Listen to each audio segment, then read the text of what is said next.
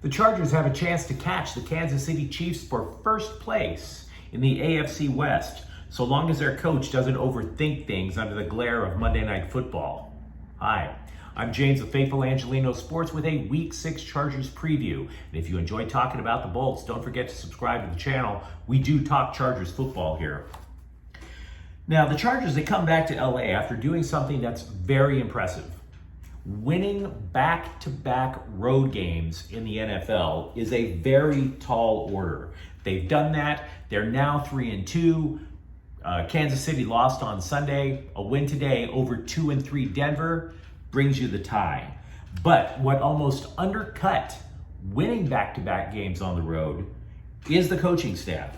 Brandon Staley once again went for it on fourth down late last week in Cleveland. It almost cost him the game.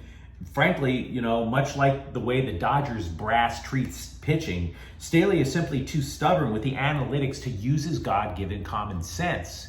And we've known this. If you're a Chargers fan for quite a while, you remember some of the ridiculous calls that he made on fourth down last year. Fortunately for Staley, Denver coach Nathaniel Hackett is every bit as stubborn as he is. He is so wrapped up in being the young, next generation offensive genius, because he's only 42, that as a result of all this innovation, all this change, Denver simply can't move the ball. And that includes a wild trade that the Broncos made in the offseason, sending 6 draft picks to Seattle in order to get quarterback Russell Wilson. So despite getting an elite quarterback, Denver can't move the ball. And now people are starting to wonder if Hackett simply looked like he was the next generation genius simply because he had Aaron Rodgers at quarterback when he was an assistant in Green Bay. Denver's offense, for lack of a better term, is mid. Their leading rusher, Javonte Williams, only has 204 yards all year. Wilson completes only 59% of his passes. He's struggling.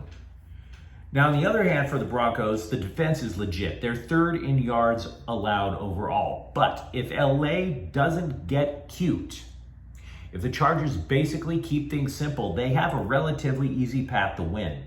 Denver is terrific against the pass, hence the number 3 ranking. They're middling against the run.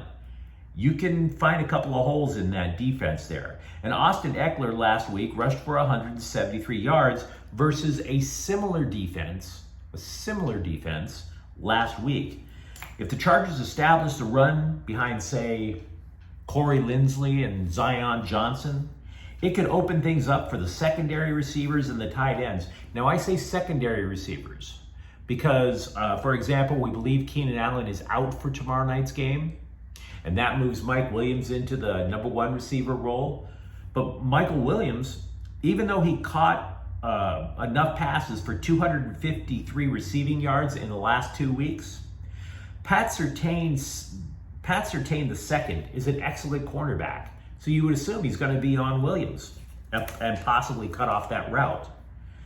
Denver's Bradley Chubb's career is surging. He has 5.5 sacks, but that could be challenging for him to get a good rush this week because the other defensive end, Randy Gregory, is out with an injury as well. He's out for 4 weeks. For Denver's offense to have any hope, this new innovative offense, to have any hope against the Chargers defense, honestly, I think Wilson has to take more control from the coach and start calling his own plays. I think he has to buck the system. Hackett, among the changes he brought in, he brought back, say, zone blocking to Denver, right? So as a result, the entire offensive line is in a state of turmoil, which would lead to the way that they can't run the football, and which would lead to Denver allowing Wilson to be sacked 15 times so far this year. You don't think Khalil Mack is looking forward to facing that offensive line? Of course he's looking forward to facing that offensive line. So I would imagine that Wilson might call certain things on his own, that he might look to Eric Sauve, a tight end, or Jerry Jeudy at wide receiver. Now, he's also the number 2 receiver for Denver. Not number 1 receiver, Courtland Sutton, because I believe Courtland Sutton is going to get blanketed by Asante Samuel. J.C. Jackson, the big free agent acquisition for the Chargers in the offseason, he's been struggling. He might be the one stuck on Jerry Jeudy. And if he's not capable of picking up man coverage concepts quicker, Jerry Jeudy could get open a lot more. But let's bottom line this. I believe the Chargers have way more paths to victory than the Broncos. They're playing at home after being on the road for a couple of weeks. They are looking forward to potentially catching the Kansas City Chiefs. After all, they thought they should have won that game over in Kansas City about a month ago. They were banged up, but they are getting healthier. And they know they can run the football now to try to set things up, for Justin Herbert to pass. They have way more options here. All of that, however, could be undercut if Brandon Staley once again tries to convince himself and us that he's the smartest man in football.